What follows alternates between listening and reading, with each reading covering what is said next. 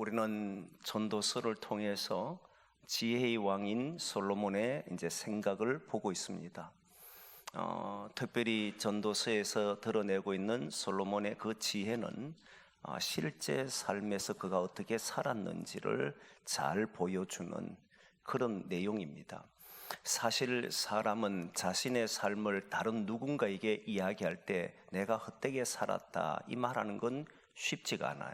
특히 솔로몬처럼 위대한 일을 한 사람, 모든 사람이 봤을 때 저 사람은 당대의 최고였던 사람이다. 그러면 당연히 나는 이런 일을 했고 저런 일을 했다라고 자랑할 것이 너무나도 많음에도 불구하고, 그러나 전도서를 보면 자신이 한 모든 것은 헛되다라고 결론을 내리고 말한단 말이에요. 이 말이 쉽지가 않습니다.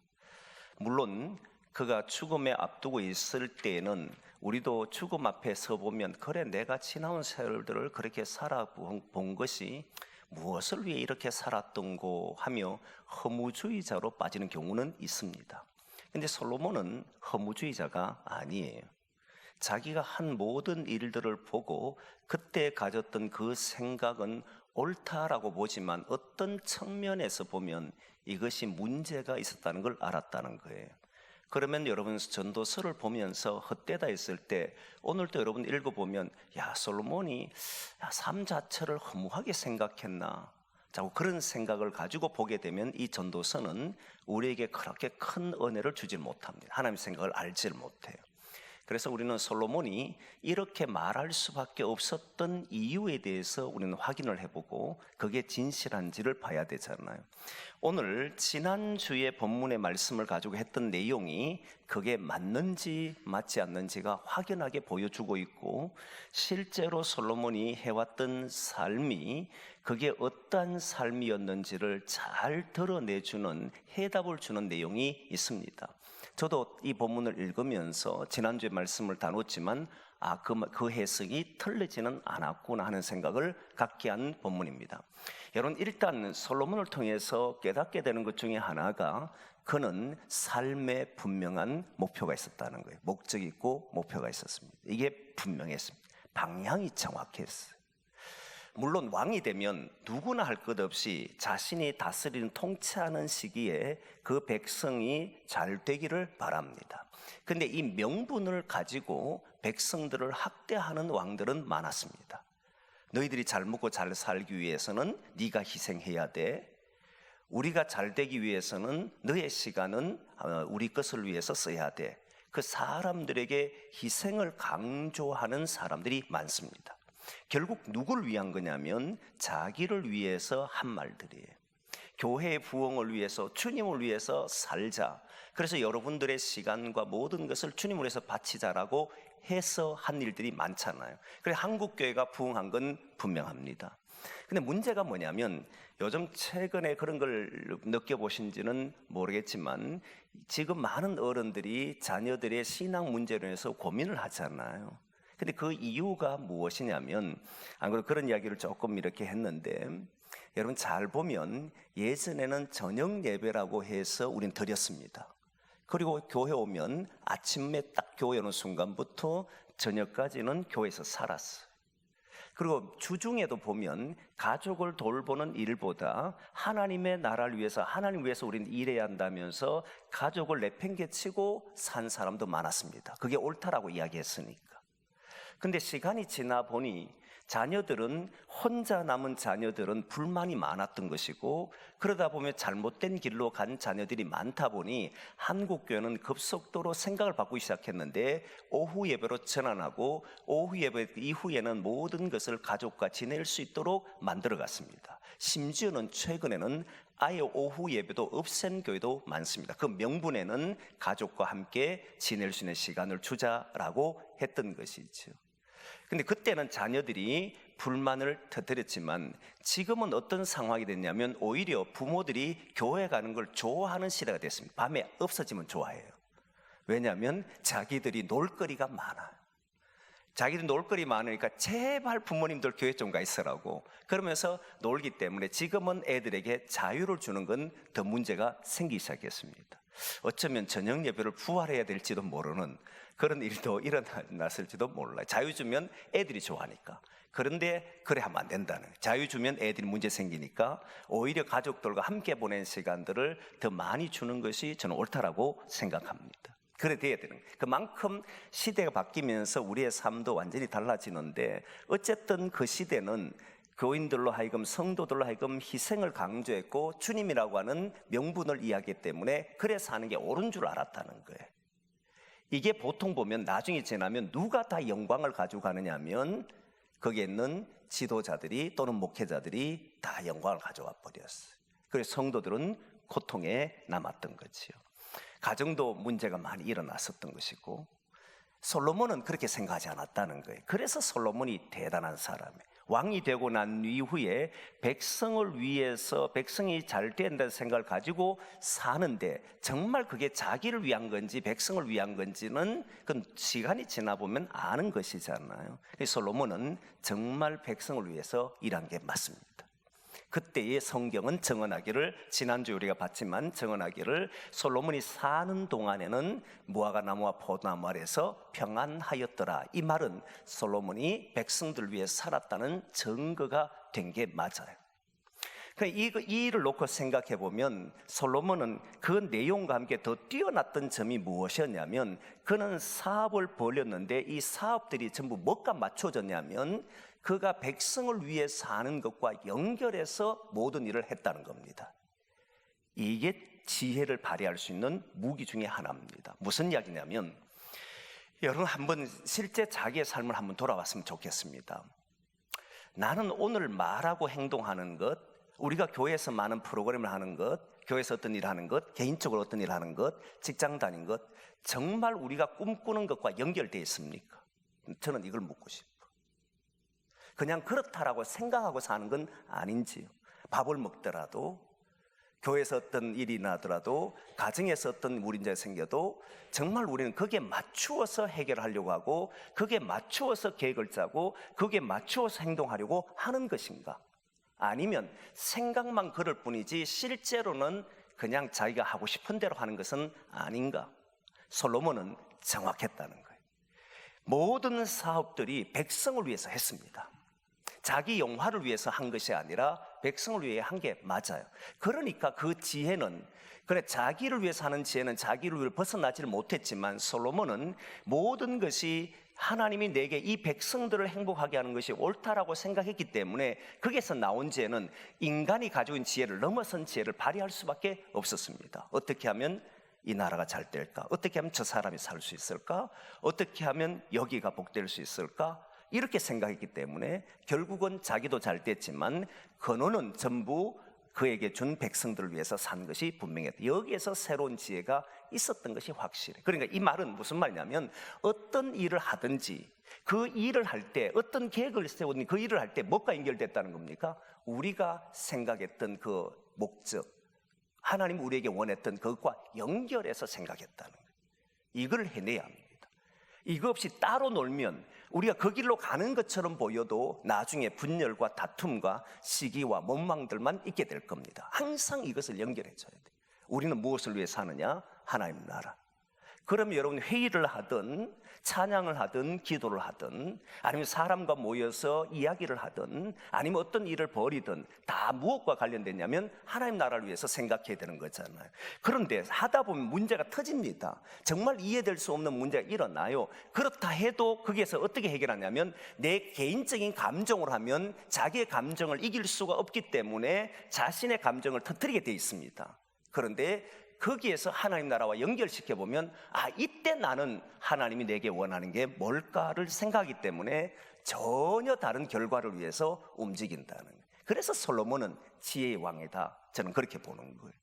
이 솔로몬은 보통 사람이 아니었습니다. 물론 제가 이렇게 평가하지 않아도 그 시대는 이미 솔로몬을 위대한 왕으로 인정했기 때문에 그의 모든 문제 해결의 기본 요소가 무엇이었냐면 그가 하려고 했던 처음에 가졌던 그 마음들을 실제 삶과 연결시켰다는, 계속 연결시키며 살았다는, 그게 뛰어났던 점이에요.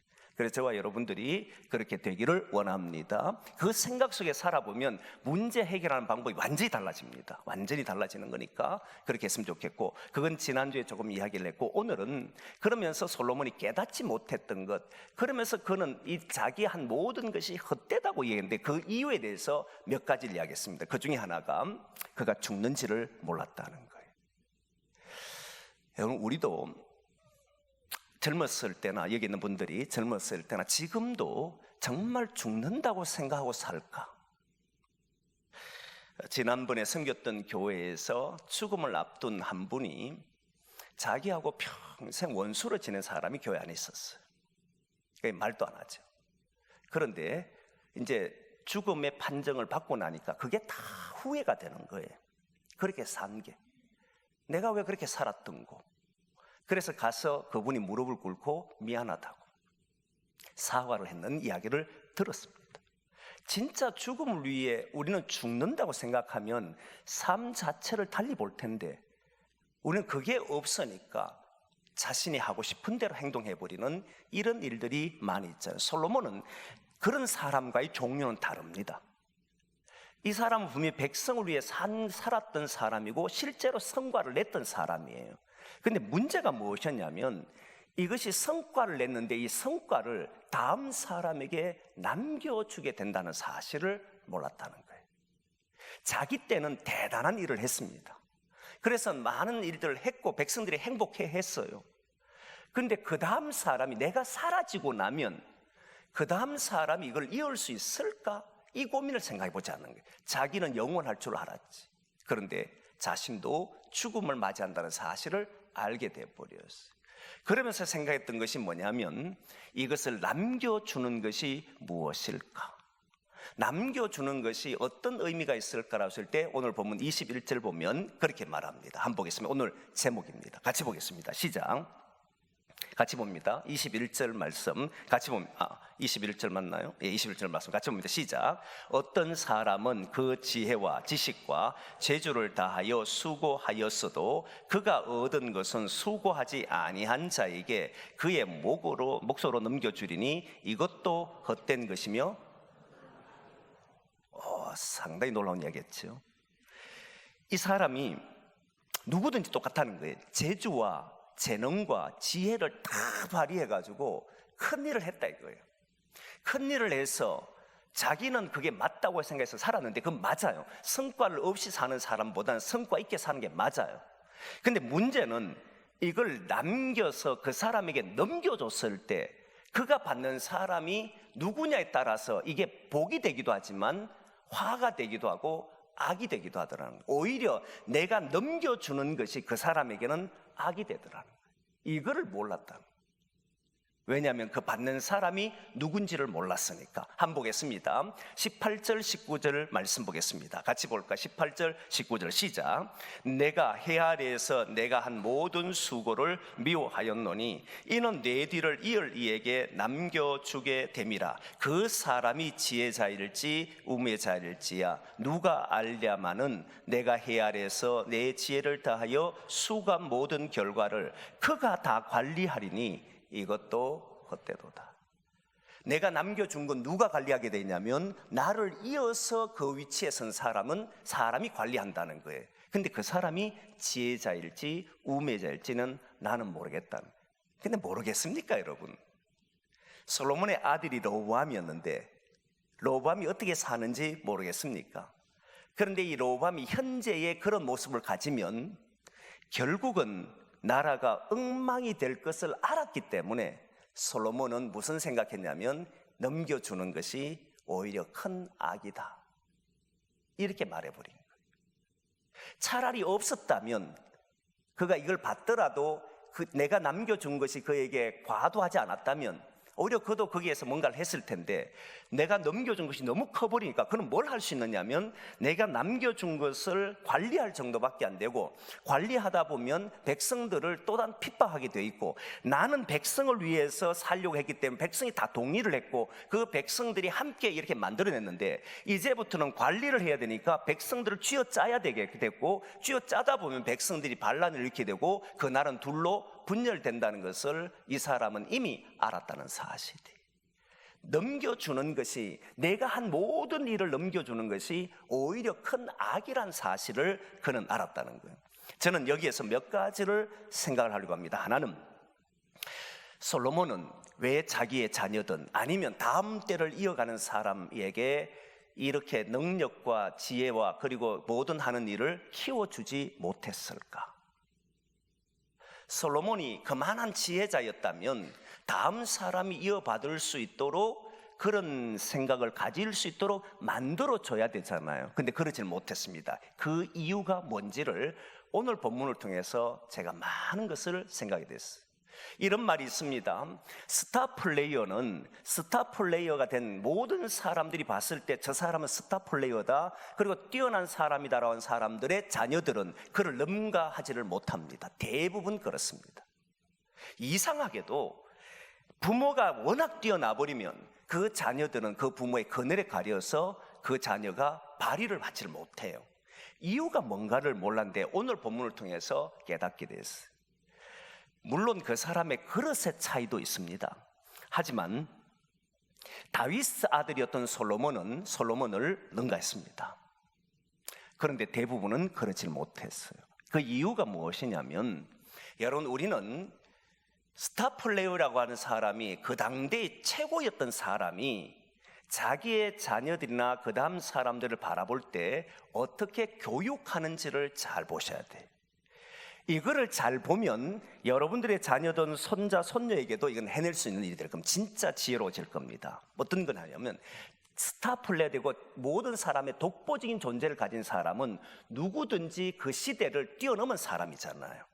그 시대를 뛰어넘은 사람인데 자기의 자녀를 가르칠 때는 내가 알고 있는 것을 가르치게 돼 있습니다.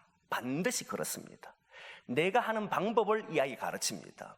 근데 문제가 뭐냐면, 그걸 습득을 해도, 그렇게 완전히 습득을 해도 어떤 일이 벌어지느냐면, 그 아이가 살아가는 세상은 지금 스타 플레이어 됐고 독보적인 존재가 된 사람이 사는 세상과는 전혀 다른 세상에 산다는 거예요.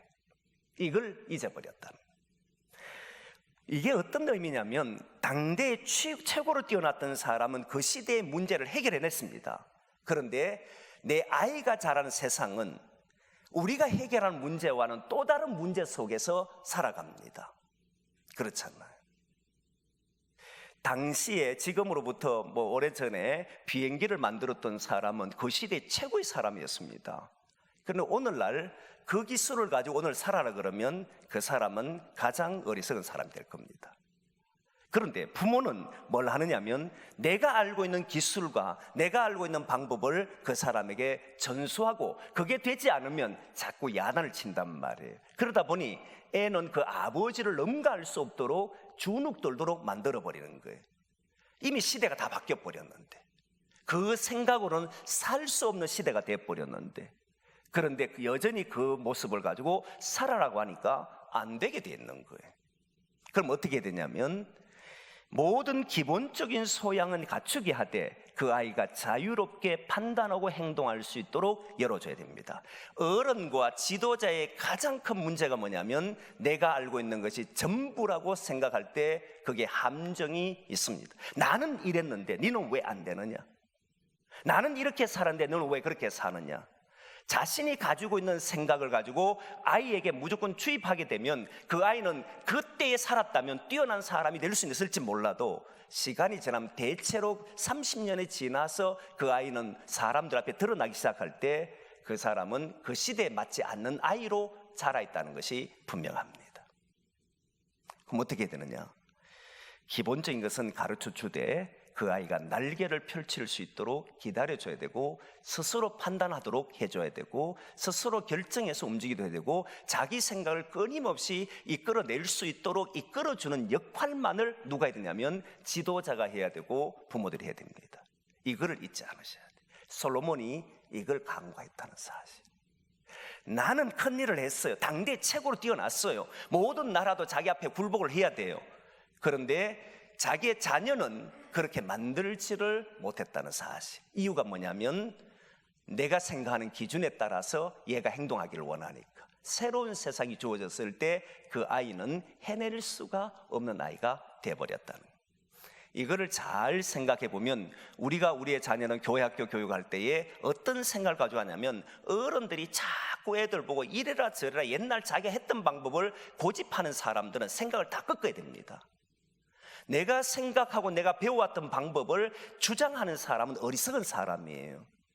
그것을 옳으면 가장 기본적인 자세만 가르쳐주고, 다시 말하면 내가 무엇을 위해 살아왔는지 솔로몬도 자신은 백성의 행복을 위해 살아왔고 나의 일신을 위해 살아온 것이 아니라는 것을 가르쳐주고, 너도 그러면 백성을 위한 것이 무엇인지 하나님을 위한 것이 무엇인지를 그 생각을 분명히 가르쳐주고 그가 스스로 백성을 위한 길을 찾아내셔야 되고 그 시대에 맞도록 그는 만들어냈어야만 그가 위대한 사람이 될 수가 있던 거잖아요. 그래야 부모를 능가한 사람이 될 수가 있는 거예요. 근데 그러질 않는다는 거예요. 무조건 내가 생각한 대로 안 되면 화를 내고 너는 왜 그렇게 사느냐라고 그에게 징계하고 그리고 야단을 치는 이런 상황에 우리 아이들을 몰고 간다는 거예요. 그러면 사회는 점점 약해질 겁니다. 그때 우리가 썼던 말 중에 쇠잔한다는 말이 있어요. 점점 약해지는 사람이 돼버려요. 저는 저와 여러분들이 살아있는 우리가 이 교회가 우리는 당대에 우리가 할 일들을 해내야 합니다. 하나님이 원하는 세상을 만들려고 우리는 해내야 됩니다. 그러나 우리의 자녀들은 우리가 생각한 아이로 기르는 것이 아니라 하나님이 생각하는 아이로 길러줄 수 있어야 합니다. 우리가 생각한 아이로 기르면 나의 한계를 넘어서질 못해요. 그러나 하나님이 생각하는 아이로 길러주면 그 아이는 그 시대에 책임을 지는 아이로, 위대한 아이로, 하나님이 쓰시는 아이로 만들어줄 수 있다고 확신합니다. 그렇게 세워지기를 소망합니다. 이걸 잘 견뎌내셔야 돼요. 속이 상해도 견뎌주셔야 돼요. 애들이 판단했을 때 왜 저렇게밖에 판단하지 못하지 싶어도 기다려주셔야 돼요. 그가 다만 이걸 하지 않을 때는 우리가 야단을 쳐야 돼. 너는 무엇을 위해 사느냐? 하나님을 위한 것이냐? 백성을 위한 것이냐? 이거를 해줌으로써 그 아이가 판단할 때는 때로는 보기에는 어설픈 것 같고 나약한 것 같아도 그때 지도자들은 기다려줄 줄 아는 사람들이 돼야만 그 시대를 새롭게 열어갈 수 있는 사람이 되는 줄 믿습니다. 그렇게 만들어 보자는 거예요.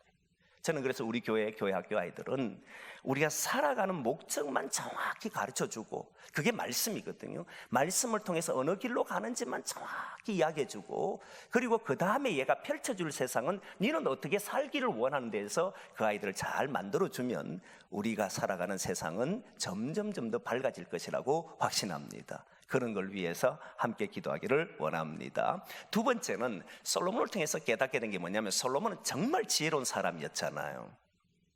그런데 솔로몬이요, 약한 점도 있다는 게 보이십니까? 그게 무엇이냐면 조금 전에 했던 것처럼 자기가 만든 이 일을 다음 사람들이 할 수 없는 일들로 만들었다는 거예요. 이 말이 무슨 말이냐면, 솔로몬은 지혜를 사용하는데 어디에 지혜를 사용했느냐면, 모든 일, 백성을 위해서 어떻게 하면 백성이 행복할 수 있을까? 백성이 하나님 주신 이 동산에서 살 수 있을까에 모든 지혜를 발휘했습니다. 그러니까 세상에서 가장 뛰어난 지혜를 보였던 거죠, 일에 관해서는. 그런데 사람을 키우는 일에는 둔했다는 거예요.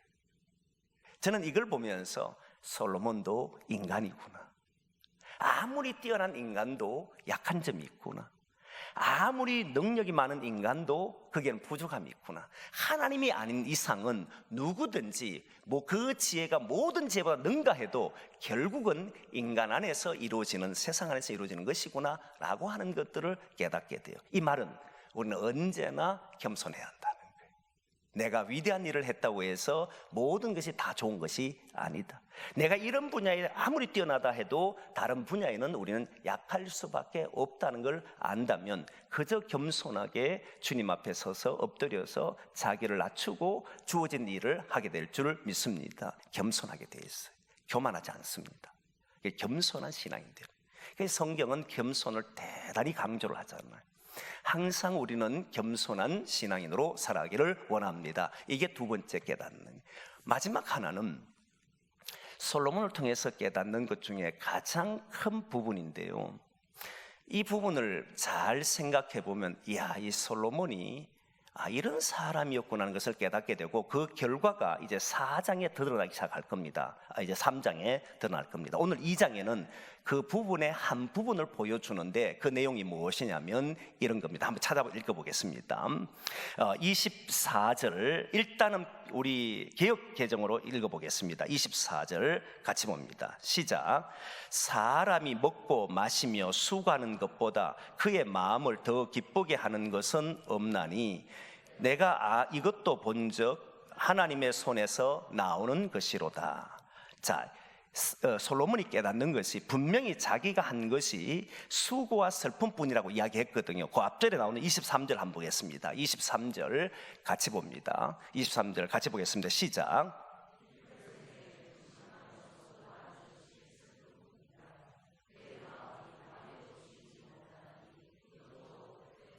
아멘. 여기에 보면 일평생 근심하며 수고하는 것인데 누가 일평생 근심하며 수고하느냐면 잘 보면 솔로몬이 일평생 근심하며 수고하는 것처럼 보이잖아요. 그런데 그의 모든 일들이 이렇게 말해요. 그의 일들이라고 하는 것은 자기가 남겨주는 것이 큰 악이라고 했지 않습니까? 큰 것을 남겨줘 버리면 그 남겨준 것을 받은 사람은 평생을 어떻게 산다는 거예요? 걱정하는 거예요. 낮에도 잠 못 자고 밤에도 잠 못 자는, 매일 걱정하며 살 수밖에 없다는 거예요. 그걸 자기는 남겨줬기 때문에 자신은 큰 악을 남겨줬고 그 사람이 감당할 수 없기 때문에 백성들은 고통받을 게 뻔했기 때문에 그는 이것은 큰 악이라고 했던 거예요. 그런데 솔로몬이 결정적으로 깨닫게 된 것은 결국 그 사람에게도 하나님께서 모든 것을 주신다 하는 점을 알게 된 겁니다. 이 내용을 24절과 25절을 우리 표준세번역으로 한번 읽어보겠습니다. 표준세번역으로 읽어보겠습니다. 같이 봅니다. 같이 시작. 사람에게는 먹는 것과 마시는 것, 자기가 하는 수고에서 스스로 보람을 느끼는 것, 이보다 더 좋은 것은 없다. 알고 보니 이것도 하나님이 주시는 것. 그분께서 주시지 않고서야 누가 먹을 수 있으며 누가 즐길 수 있겠는가? 이제 이해됩니까? 그죠? 여기에 보면 24절 다시 한번 볼까? 24절 표준세번역으로 했는 걸 한번 띄워줘 보십시오. 사람에게는 먹는 것, 마시는 것, 자기가 하는 수고에서 스스로 보람을 느끼는 것, 사실 이보다 더 좋은 게 없어요. 그렇잖아요. 그런데 알고 보니까 솔로몬은 이 모든 것도 하나님이 주시더라는 거예요. 이걸 깨닫게 된 거죠. 자, 그 다음 26절 개역 개정을 먼저 봅니다. 26절 오늘 성경을 한번 봅니다. 같이 봅니다. 시작. 하나님은 그가 기뻐하시는 자에게는 지혜와 지식과 희락을 주시나 죄인에게는 노고를 주시고 그가 모아 쌓게 하사 하나님을 기뻐하는 자에게 그가 주게 하시지만 이것도 헛되어 바람을 잡는 것이로다.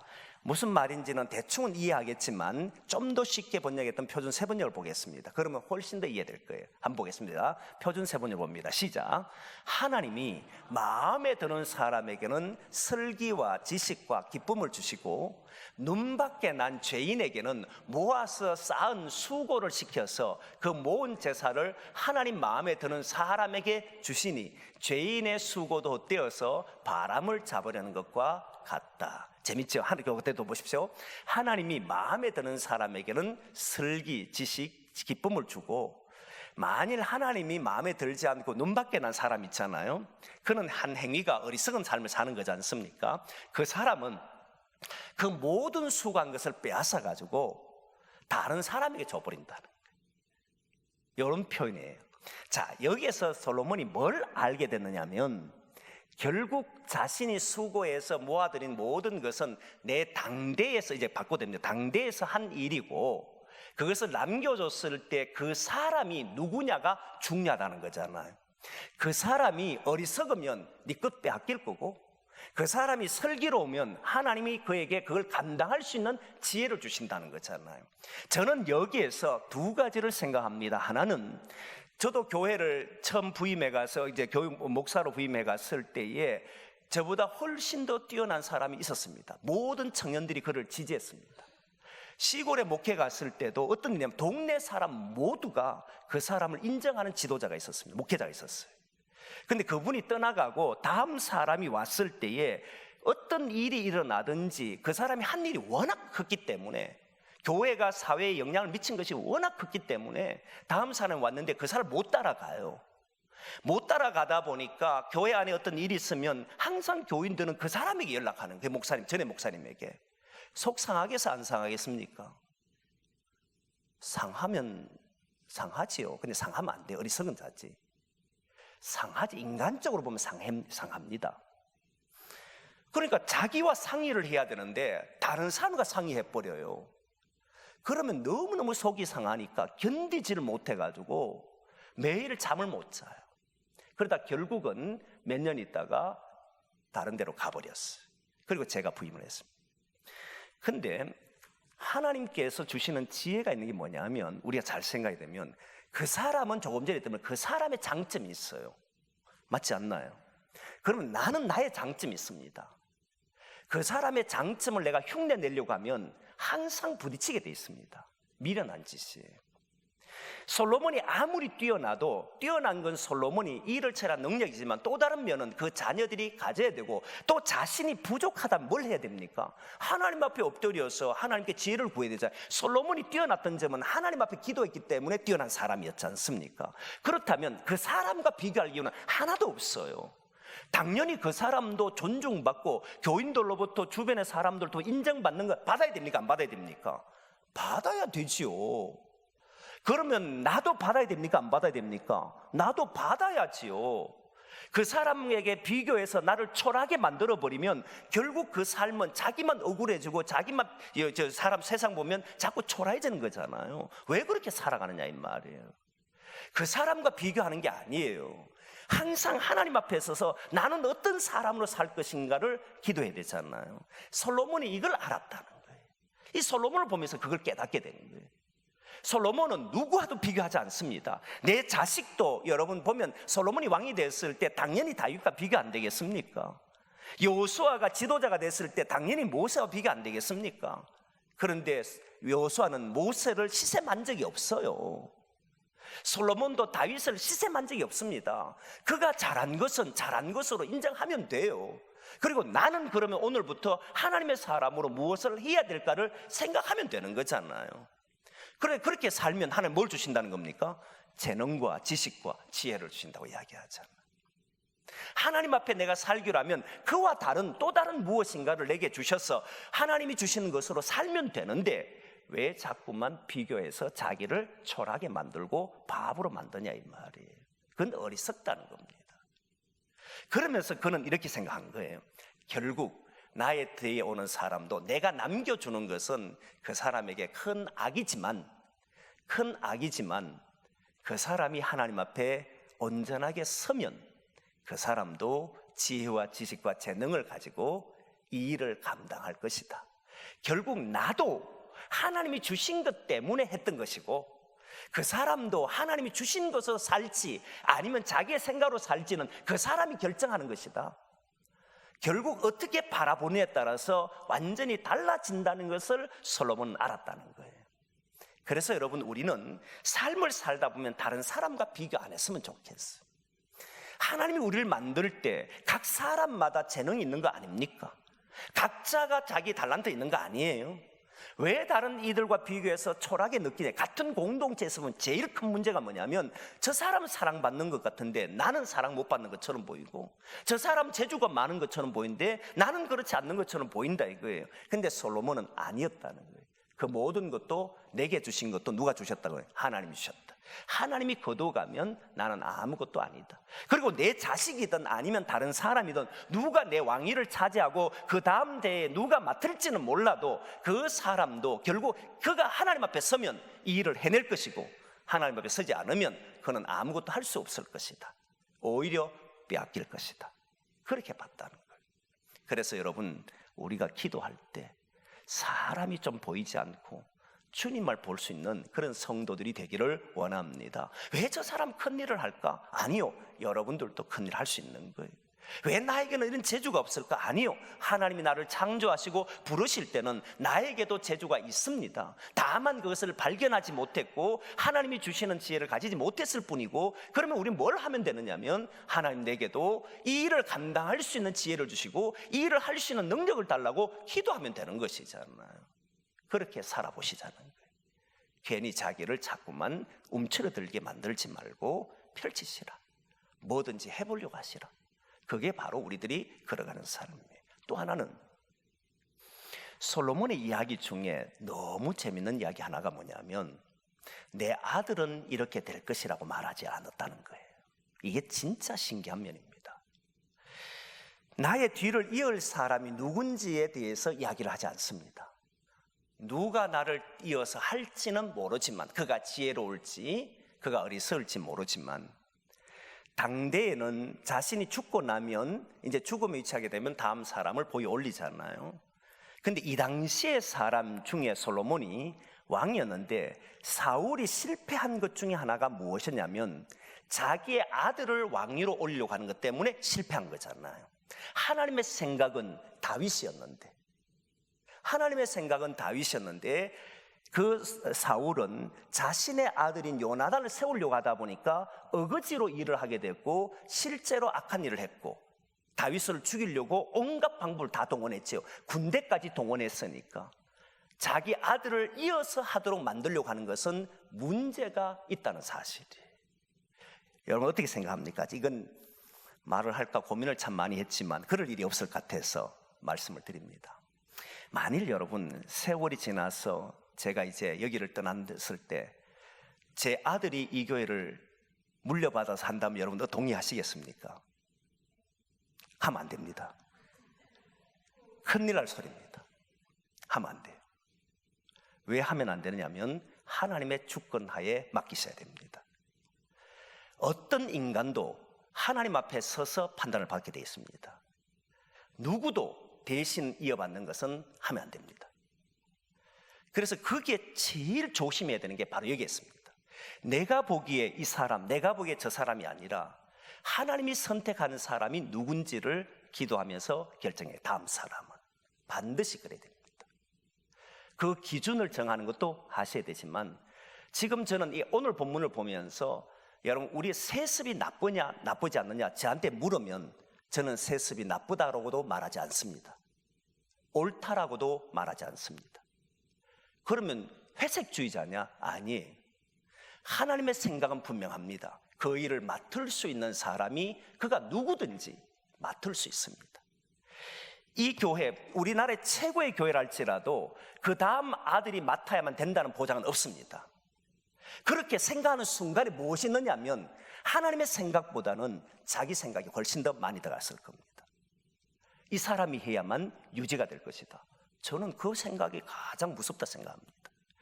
하나님의 판단을 받는 게 옳습니다. 그리고 하나님이 그에게 지혜를 주면 그는 누구든지 감당할 것이고 하나님이 지혜를 주지 않으면 그는 누구든지 감당하지 못합니다. 그렇지 않습니까? 그래서 여러분들도 지금 한국 교회에서 일어나는 세습 문제 가지고 싸울 필요가 없어요. 어떤 이들은 제사장은 세습되었지 않느냐라고 말합니다. 그런데 이스라엘 왕들을 보면 유다 지파의 다윗이 왕이 먼저 된 것이 아니었고 베냐민 지파의 사울이 왕이 됐습니다.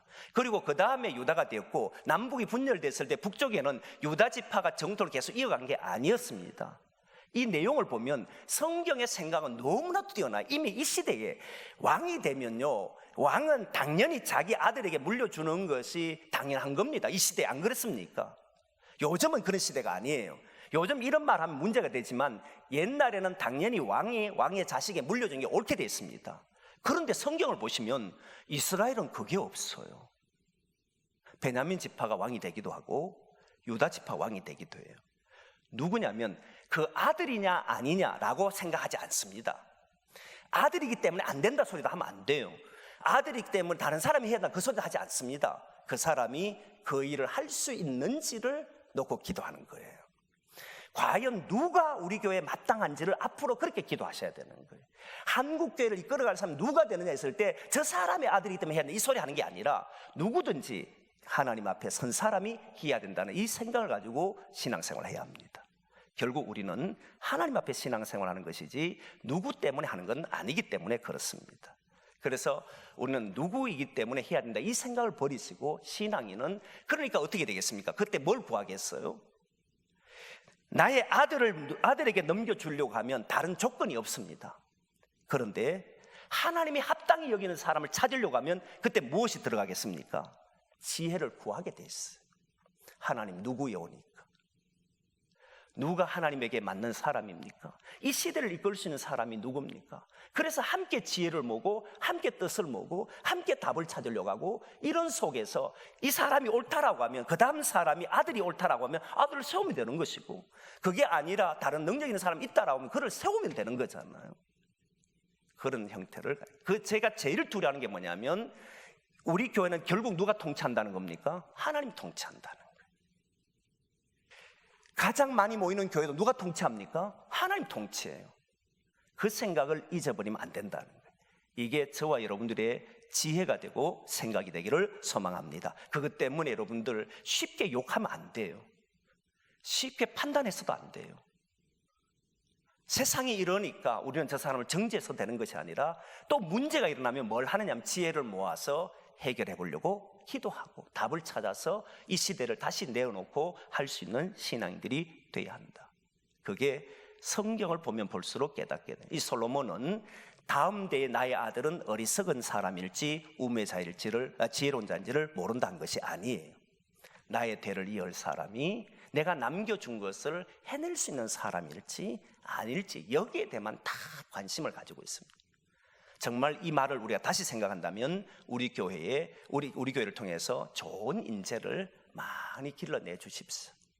정말 뛰어난 사람들이 많이 나올 수 있도록 우리가 기도해 주고, 이 사회에 진짜 위대한 사람들, 위대하다는 건 좀 그렇지만 하나님 보시기에 정말 그에게 지혜를 주고 능력을 줄 만한 그런 인물들이 나올 수 있도록 우리가 그 일에 우리가 쓰이자는, 그가 누가 되든지 그걸 위해서 우리가 함께 살아보기를 소망합니다. 그래서